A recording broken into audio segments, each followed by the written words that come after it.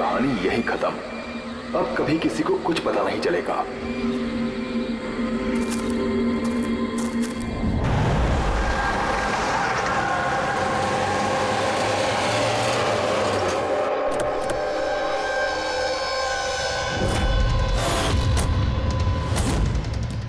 Hold on.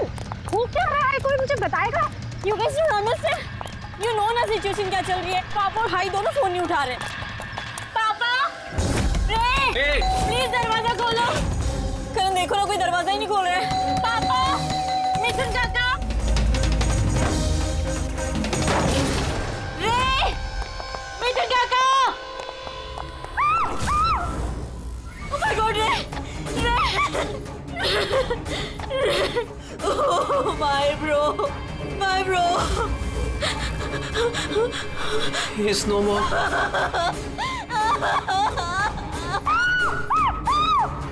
मिथुन काका।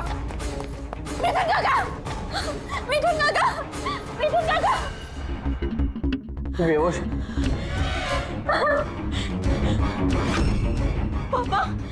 पापा।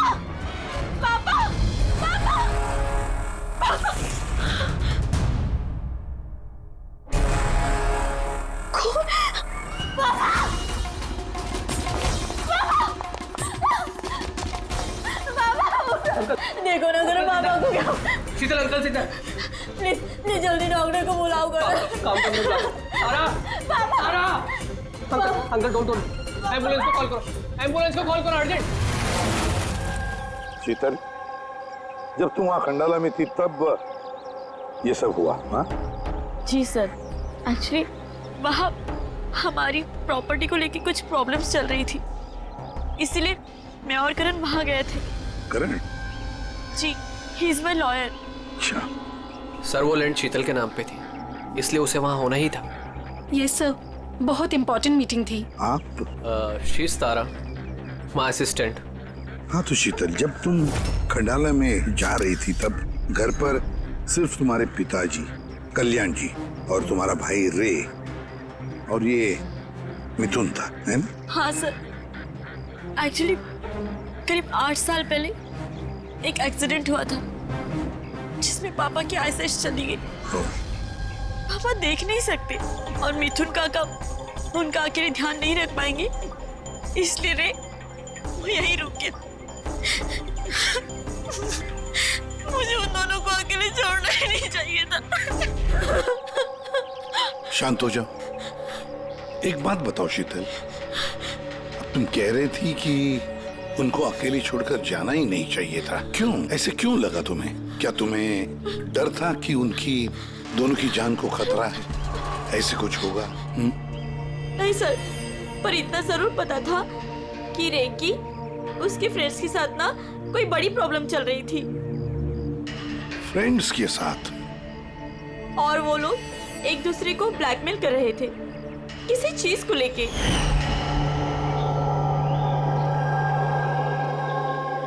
तू ऐसा हम लोग साथ कैसे कर सकता है? एक बार फिर से सोच ले रे, अगर यही तेरा फाइनल डिसीजन है तो जानता है कि क्या होगा।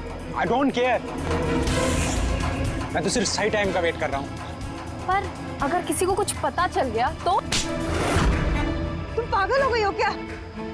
अगर तुम ऐसे बिहेव करती रहोगी तो श्योरली किसी ना किसी को तो डाउट हो ही जाएगा। गाइस, अगर हम कंट्रोल में हैं तो वी आर सेफ।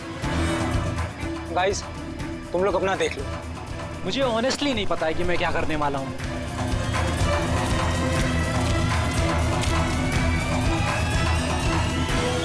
मुझे रे पे बिल्कुल भरोसा नहीं है। I can't trust him. अगर इसका मुंह खुला तो हम सब फंसेंगे। उससे पहले इसका मुंह बंद करना पड़ेगा।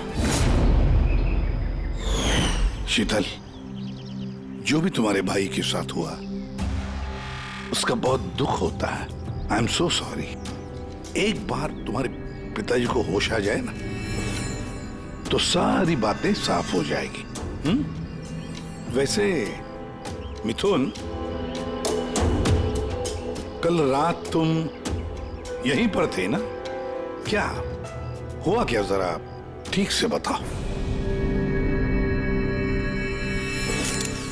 शरीर पे कोई बड़ा घाव नहीं है, बस छोटी मोटी चोटें हैं, लेकिन हाँ फ्रैक्चर थोड़े ज्यादा है। समझ में नहीं आ रहा है इसकी मौत हुई कैसे? मैं अपना काम कर रहा था, अचानक लाइट चली गई और किसी ने मेरा मुंह बंद कर दिया। मैं बेहोश हो गया साहब। जब आँख खुली तो आप सामने थे। बाकी को कुछ याद नहीं आ रहा सर। ठीक है, रो मत। सर, हाँ सर मौत की वजह तो पोस्टमार्टम के बाद ही पता चलेगी। कुछ समझ में नहीं आ रहा है सर। जिसने भी खून किया है सोच समझ के किया है, बड़ा ही चालाक है खूनी। एक काम करते हैं, इस घर को फिर से अच्छी तरह से चेक करते हैं।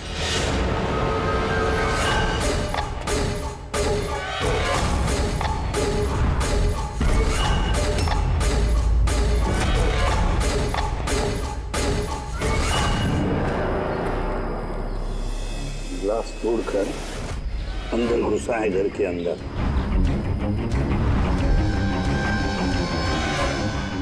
ये देखो, खून लगा है उसका अंदर घुसते वक्त या भाग जाते वक्त।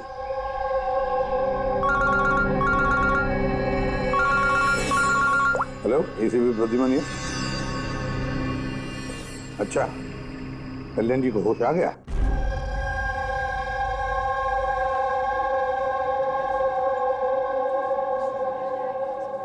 पापा?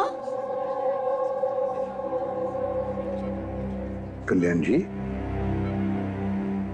मैं सीआईडी से एसीपी प्रद्युमन।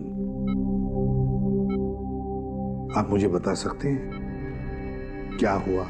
मैं अपने घर पर था, मुझे तो सिर्फ आवाजें सुनाई देती। रे जोर जोर से चिल्ला रहा था, चीजें यहाँ वहां फेंकी जा रही थी, बहुत शोर था, पता नहीं क्या क्या हो रहा था। और फिर सडनली बाएं हाथ से कोई भाग कर आया और उसने मुझे चाकू मार दिया, शायद बाएं हाथ से। और इससे पहले कि मैं रे को कुछ रे कहा? रे ठीक तो है? शीतल, शीतल, शीतल, तुम कुछ बोल क्यों नहीं रही? हे भगवान, हे भगवान। जो भी कुछ हुआ हम उसे बदल तो नहीं सकते, लेकिन जिसने भी आपकी बेटी की जान ली है उसे सजा दिलाने की पूरी कोशिश करेंगे। हाँ कल्याण जी, आपने कहा कि कोई बाएं साइड से आकर उसने आप पर चाकू का वार किया है, लेफ्ट हैंड साइड से। हाँ। ये कुछ खास बात याद आती है उस आदमी के बारे में? हाँ। हाँ, कोई खास बात? हाँ, वो जरूर लेफ्ट हैंडेड था, लेफ्ट हैंडेड था वो। ये आप कैसे कह सकते हैं? सर, मुझे पता चल जाता है, मेरी सेंसेस बहुत स्ट्रांग है। उसने जब मुझ पे वार किया, मैंने उसका हाथ पकड़ लिया था और वो इतना स्ट्रांग था, वो जरूर लेफ्ट हैंडेड था सर, 100% लेफ्ट हैंडेड था। तो क्या डॉक्टर साहब, ये जो जख्म है इनके शरीर पर, वो वाकई किसी खब्बू आदमी ने बनाया? यस सर, घाव के निशानों के हिसाब से यही लगता है। चलो सर, कुछ तो सुराग हाथ लगा। हाँ, ये चारों के चारों दोस्त रे को धमका रहे थे। गड़बड़ है, कुछ न कुछ तो गड़बड़ जरूर है इन चारों में। तनिषा, अंकिता, विवान और सैम। उठाओ इन चारों को, उठाओ।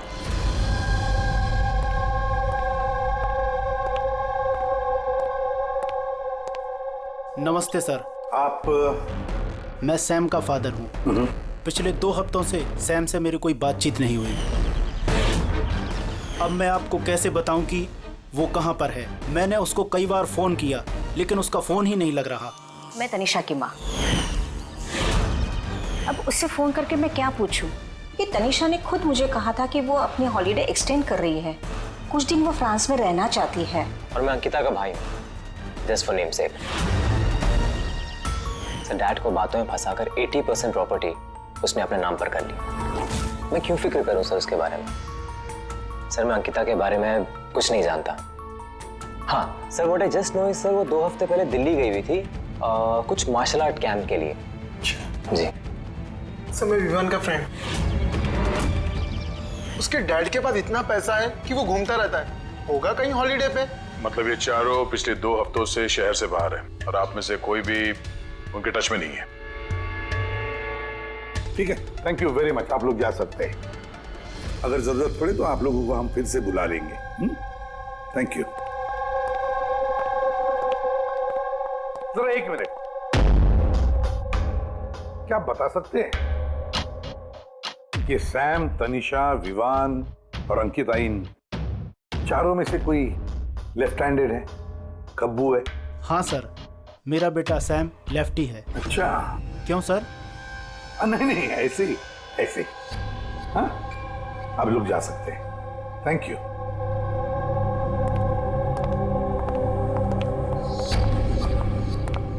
सर कहीं ऐसा तो नहीं कि इन चारों ने मिलके रे को मार दिया हो सकता है सर, और उसी डर की वजह से ये चारों कहीं ना कहीं जाके छुप के बैठे होंगे। सर ये चारों की लोकेशन का पता चल गया। सर कल रात सैम, तनिषा, अंकिता और विवान इन चारों की मोबाइल लोकेशंस शीतल के घर के 3 किलोमीटर के रेडियस में थी। सैम, तनिषा, अंकिता, विवान, रे, उन पांचों में कोई एक राज छुपा हुआ है। कोई ऐसा राज जो वो पांचों किसी को बताना नहीं चाहते थे। वो राज अपने पास ही रखना चाहते थे। हो सकता है ये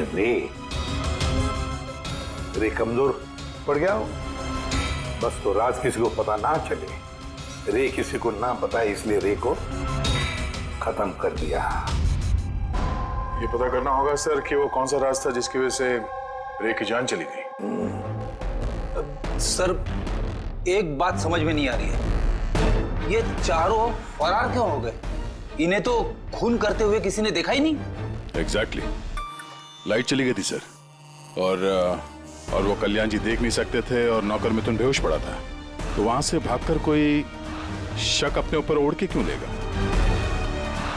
सर पता नहीं क्यों ऐसा लगता है कुछ मिसिंग है। सब ट्रेस करना शुरू करते हैं सर। अगर ये शहर से बाहर गए हैं तो किसी railway station, airport, bus station, hotel से तो गए होंगे, तो उनके क्रेडिट कार्ड और डेबिट कार्ड के डिटेल्स निकलवाते हैं।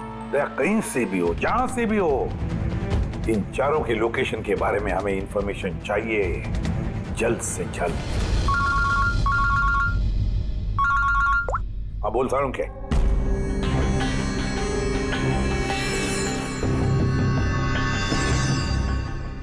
यार सारुण के, तूने इस कंकाल पे ये रेड मार्क्स क्यों किए? बस ये समझाने के लिए कि इस रे की हड्डियों का कैसे चूरा बनाया गया।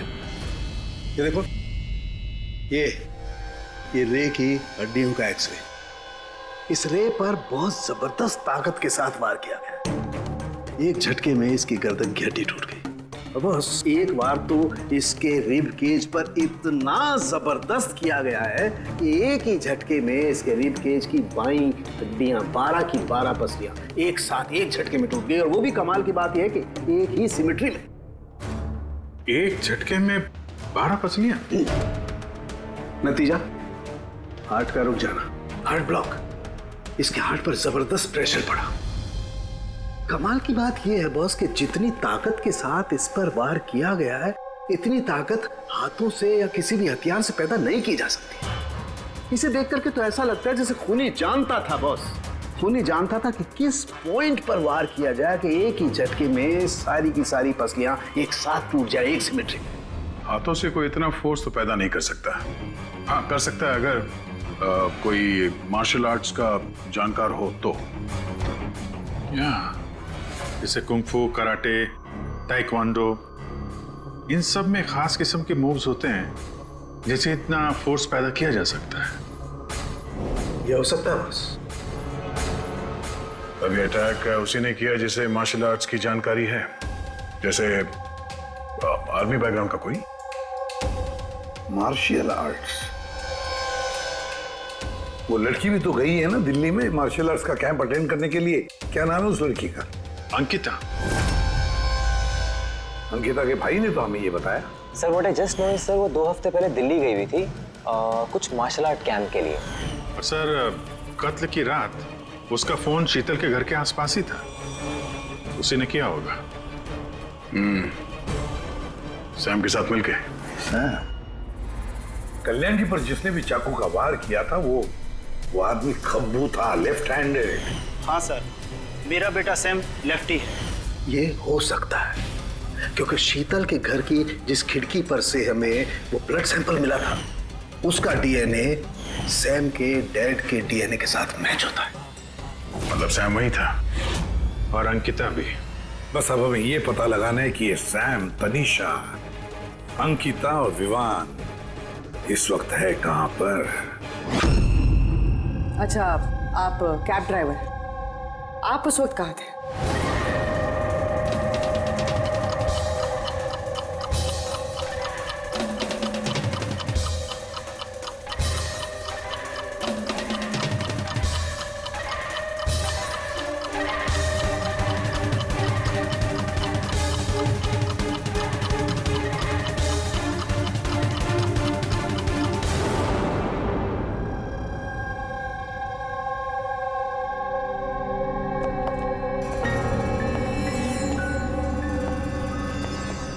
क्या हुआ? सर, सैम एक टूरिस्ट टैक्सी लेकर पूना चला गया है। टैक्सी ने जहाँ उसे ड्रॉप किया उसका एड्रेस थोड़ी देर में मिल जाएगा। सर पिछले 24 घंटे में ये तनीषा ने पंचगनी में अपना एटीएम कार्ड 3 बार यूज किया सर। ये अंकिता तो बड़ी अजीब है। दिसंबर 2017 में इसने बोरिवली के ज्वाला डी मार्केट से 5 सिम कार्ड खरीदे थे। हाँ सर, ये वही जगह है जहाँ पे यूज सिम कार्ड मिलते हैं। और सर ये सब के सब 10 दिसंबर 2017 को महाबलेश्वर गए थे और 14 दिसंबर को लौटे। सर इन्हें लग रहा था कि इन्हें कोई पकड़ेगा नहीं, लेकिन इनसे एक गलती हो गई। ये जो अंकिता है सर, इसने जो सिम कार्ड्स लिए थे उसकी लोकेशन हमें महाबलेश्वर से 15 किलोमीटर आगे हाउस होल्ड में मिली। हाँ, brilliant job, absolutely brilliant job. बस अब नाउ नो वेस्टिंग टाइम, हम टीम बनाते हैं और काम शुरू करते हैं। लेकिन सर 5 सिम कार्ड, वो भी यूज्ड, कर क्या रहे हैं ये लोग? जो भी कर रहे हैं करने दो, पर पछताएंगे जरूर, बहुत पछताएंगे।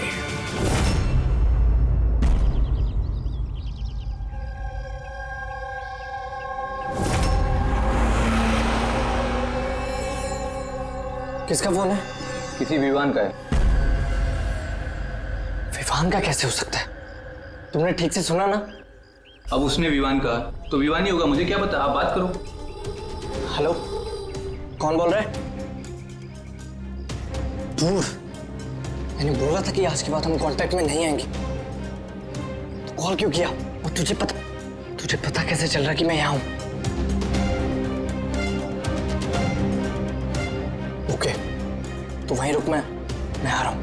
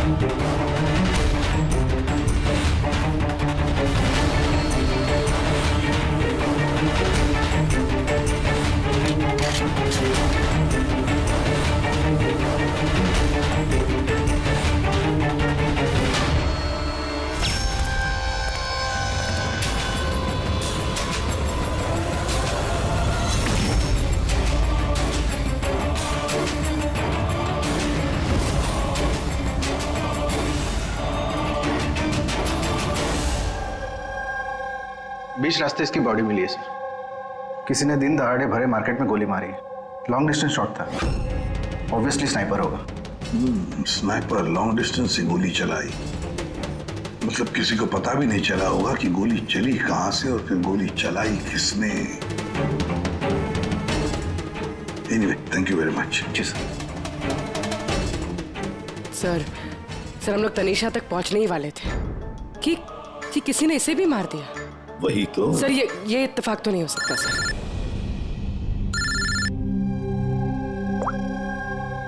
हेलो, क्या? ठीक है। क्या हुआ? सर, पुणे पुलिस स्टेशन से फोन था, किसी ने सैम को मार दिया। What? Oh my God. Sir, वो जिस लॉज में रुका था उसी लॉज के पास। सर ये जरूर विवान और अंकिता का ही काम है। ये कोई सीक्रेट है जिसे छुपाने के चक्कर में ये लोग आपस में एक दूसरे का खून कर रहे हैं। अपनी जो भी है उसे पता कैसे चलता है कि हम किसके पास जाने वाले हैं? 4 में से 2 बज गए हैं, विवान और अंकिता।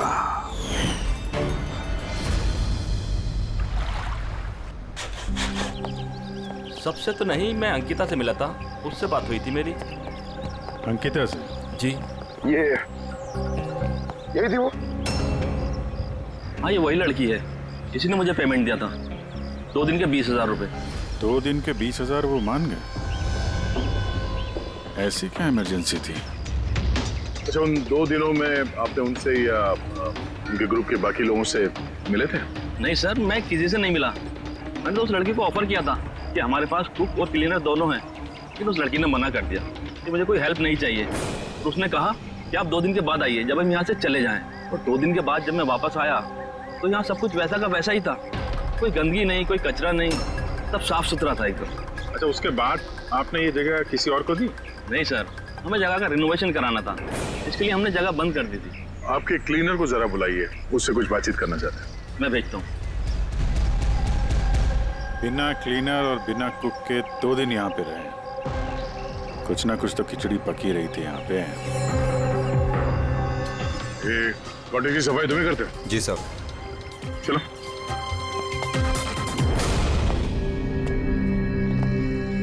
अच्छा, जब वो 5 लोग यहाँ से गए, उसके बाद जब तुमने यहाँ की साफ सफाई की तो कुछ मिला इधर उधर या कुछ अजीब लगा तुम्हें? नहीं सर, वो लोग तो बहुत अच्छे थे, जाने से पहले पूरी जगह को एकदम चकाचक साफ करके गए। पता नहीं कौन सा साबुन, क्या डिटर्जेंट यूज किया, पूरा घर चमका दिया था। वाह, हाँ सफाई हो रही है। ये कौन सा डिटर्जेंट है मैडम जी? अरे कुछ नहीं, वो रात को पार्टी हुई थी ना तो ज्यादा गंदा हो गया है। तुम जाओ, हम कर लेंगे। बस साफ करने जाओ। एक मिनट। ये लो, ये लेके जाओ। हाँ जाओ।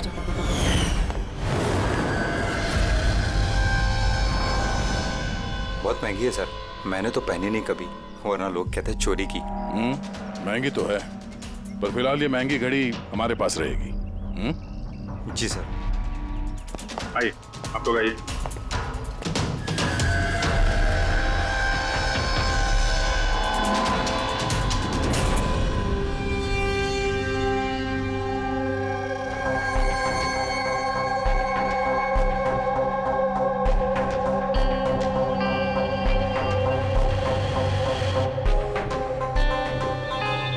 सर, सैम, तनीषा और रे तीनों का तो मर्डर हो गया है। अब बचे विवान और अंकिता। खूनी इन दोनों में से ही कोई हो सकता है।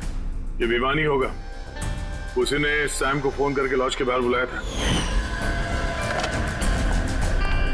तो जो भी हो, उसे पता कैसे चलता कि हम कहाँ जाने वाले हैं, और जब भी हम वहां पहुंचते तो उससे पहले ही वो वहां पहुंचकर फोन करके निकल जाता है। सैम किस लॉज में ठहरा है और तनीषा रोड पर कहाँ मिलेगी, ये सारी इंफॉर्मेशन तो हमारे पास थी ना, उन तक कैसे पहुंची? सर शायद वो लोग एक दूसरे के कांटेक्ट में हो। नहीं पूर्वी, बिल्कुल नहीं, क्योंकि लॉज के मालिक ने बताया कि सैम को जब विवान का फोन आया तो सैम को झटका लग गया। मैंने बोला था कि आज के बाद हम कांटेक्ट में नहीं आएंगे, कॉल क्यों किया? बॉस, क्राइम सीन पर ये जो शोपीस मिला है, इस पर ऑक्सीजन प्रोड्यूसिंग डिटर्जेंट मिला है। इसे ऑक्सीजन प्रोड्यूसिंग डिटर्जेंट से साफ किया गया है। ये क्या है?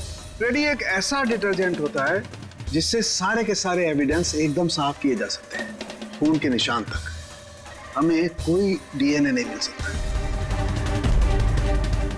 मतलब सर, ये हॉलिडे होम में खून हुआ था? एग्जैक्टली। और हाँ, ये घड़ी, इस पर अलग अलग लोगों की उंगलियों के निशान तो हैं ही, साथ ही इस पे मुझे किसी का डीएनए भी मिला है।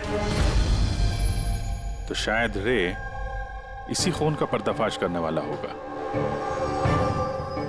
पूर्व एक काम करो, ब्यूरो में जाओ, खून की रिपोर्ट्स चेक करो, मिसिंग पर्सन्स की रिपोर्ट्स चेक करो, देखो किसी भी रिपोर्ट में इस घड़ी का जिक्र किया है क्या। यार इन 5 में से बचे हैं 2, विवान और अंकिता। अगर खूनी विवान या अंकिता को कांटेक्ट करना चाहे तो फिर वो जो 5 यूज्ड सिम कार्ड्स है ना, वो इनके पास होंगे। उन्हीं में से किसी नंबर पर वो फोन करेगा, है ना? वो नंबर ट्रैक करते हैं। सर, तनीषा का खून हुआ पंचगनी में, सैम का खून हुआ पुणे में। दोनों जगहें 100 किलोमीटर दूर, जबकि खून हुए सेम टाइम पे। और एक ही टाइम पे कोई 2 जगहों पे कैसे हो सकता है सर? कोई तो है जो इस प्लान में शामिल है। मान लिया दया कि कोई और है इस खूनी के साथ। एक बार ये विवान और अंकिता हमारे पंजे में आ जाए ना, तब सारे सवालों का जवाब मिल जाएगा। एक काम करो अभिजीत, साइबर डिवीजन से एक हैकर को बुला दो।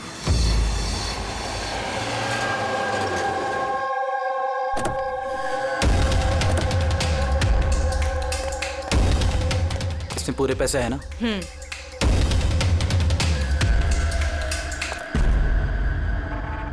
एक मिसिंग रिपोर्ट तो दर्ज हुई है जिसमें इस घड़ी के बारे में लिखा हुआ है। कोई रणधीर कुमार नाम का एनआरआई था।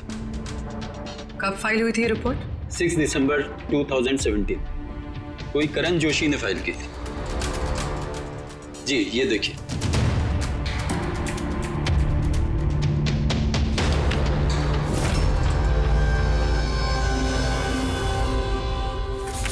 Thank you.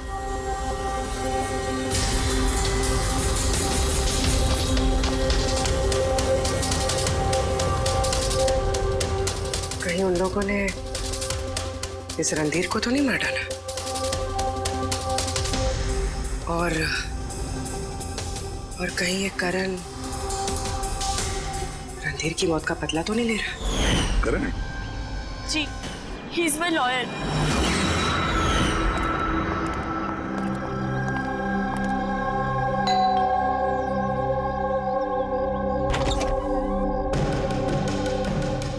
Good to see you. I hope इसमें पैसे पूरे हो गए। हाँ, पूरे पैसे हैं। आओ अंदर। देखो, हम लोग जहां भी जाते हैं उससे पहले खूनी को कैसे पता चल जाता है? मे बी आप लोगों की लोकेशन कोई ट्रैक कर रहा था। You mean GPS tracker? जी। Cell phone? Yes sir. एक काम करो, तो हमारे सेल फोन चेक करो।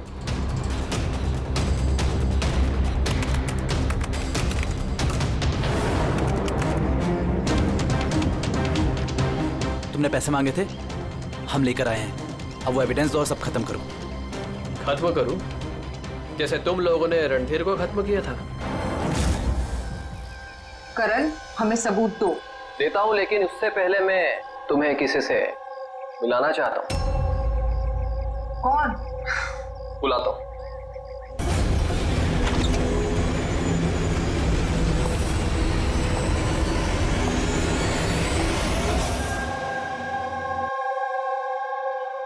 सर देखिए, आप लोगों के फोन हैक्ड हैं। व्हाट? हैक्ड? पर कैसे? आपके फोन में हिडन स्पाईवेयर है जिससे आपके सारे ईमेल्स, कॉल, मैसेजेस, सब चीजों को ट्रैक किया जा रहा था। लेकिन हमारे फोन हैक कौन कर सकता है और कब किए होंगे? फोन तो ज्यादातर हमारे साथ ही रहते हैं। एक minute Abhijit, I see you. हमारे फोन्स को उसी वक्त उसने हैक किया है। और अभिजीत सर, दया सर, आप दोनों के फोन को शायद उसने एसीपी सर के फोन से हैक कर दिया होगा।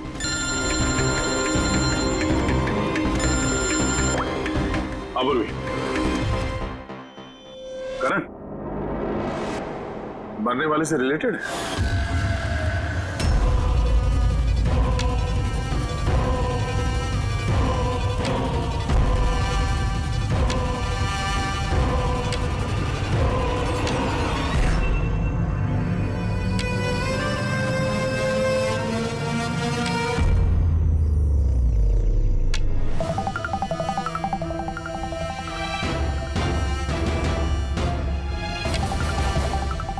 जो सजा रणधीर तुम लोगों को देने वाला था, अब हम तुम्हें देंगे। जैसे सैम,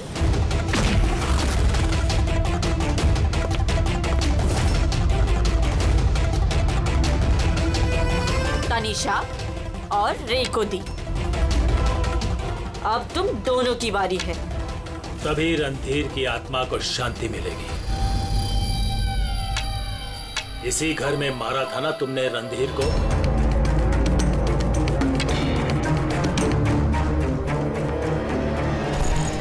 करण,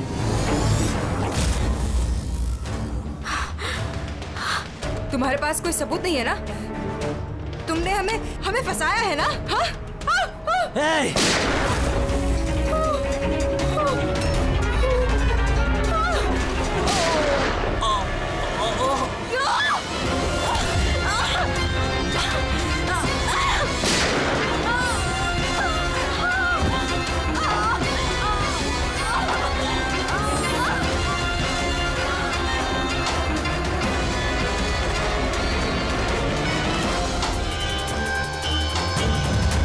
तुम्हें क्या मालूम?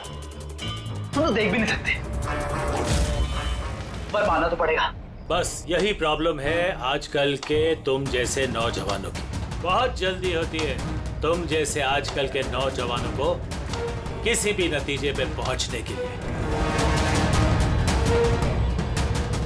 ये पकड़ो। कौन कहता है कि तुम्हें देखने के लिए मुझे नजरों की जरूरत है?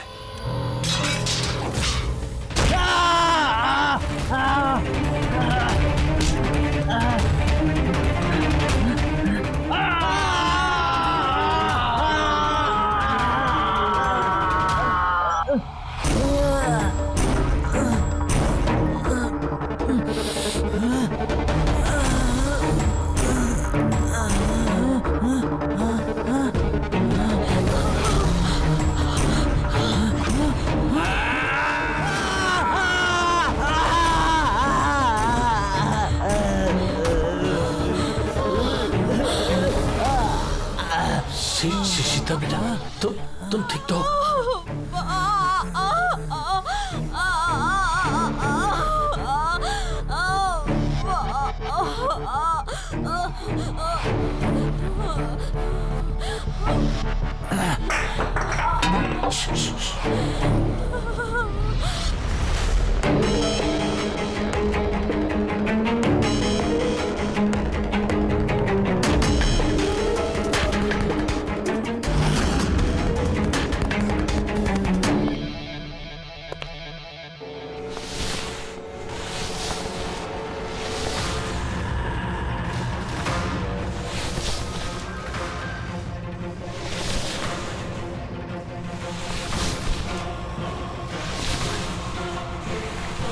बरसों से मैं स्पेशल फोर्सेस में था। दुश्मनों को तो मैं चुटकी भर में सूंघ कर निकाल देता था। फिर तुम तो बच्चे हो।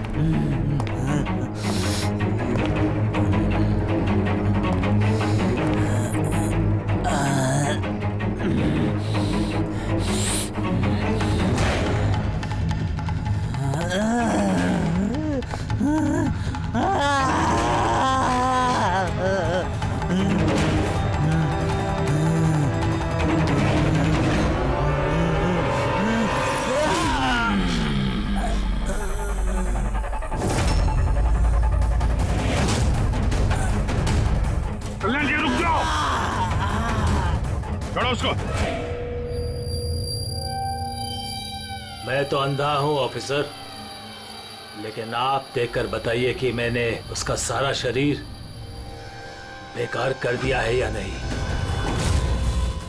या दूं एक और?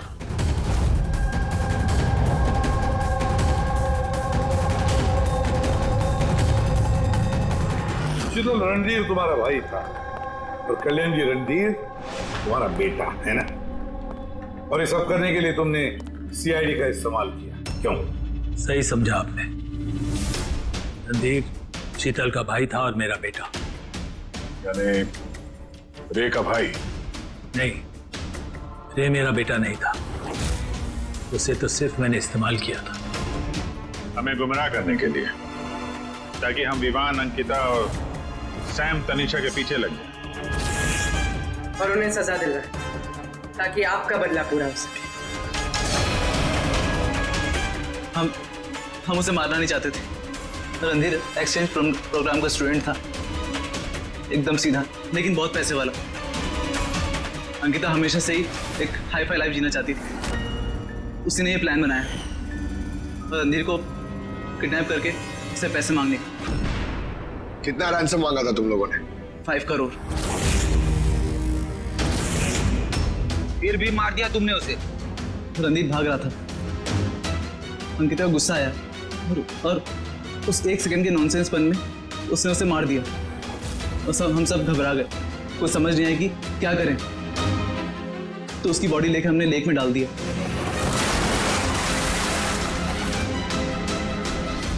रे को ये बात हजम नहीं हुई है? और यहीं पर तुम्हारा प्लान गड़बड़ हो गया। सर, वो रणधीर की इंडिया में सारी रिस्पॉन्सिबिलिटी मेरी थी। कल्याण अंकल और शीतल तो न्यूयॉर्क में थे, लेकिन रणधीर का केयरटेकर मैं यहाँ था। इन लोगों को पैसा देने के बाद भी इन्होंने रणधीर को नहीं छोड़ा, मार दिया। तो मैं घबरा गया, मुझे कुछ समझ नहीं आया। फिर एक दिन रे का कॉल आया। मुझे बिलीव नहीं हो रहा है कि हमने उसको। I'm sorry uncle. कुछ नहीं होगा तुम्हें, तुम सिर्फ हमें बता दो कि बाकी के दोस्त लोग कहाँ हैं। अंकल वो सब बाहर चले गए जब तक कि रणधीर का केस सॉल्व नहीं हो जाएगा ना। अंकल वो वापस नहीं आएंगे। कहाँ है वो? मुझे उस बारे में कुछ भी नहीं पता। रे तो हमारे पास था ही, बस उन चारों को पकड़ना था, और ये काम हम अकेले नहीं कर सकते थे। तो इसीलिए तुमने हमारा इस्तेमाल किया, क्यों?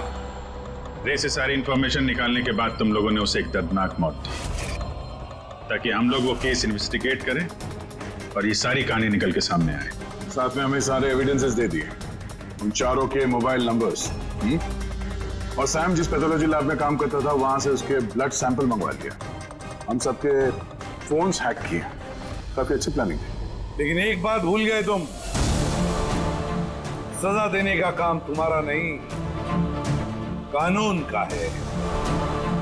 रणधीर की मौत का बदला तो तुमने ले लिया, लेकिन सजा अपने आप को दी है, अपने आप को।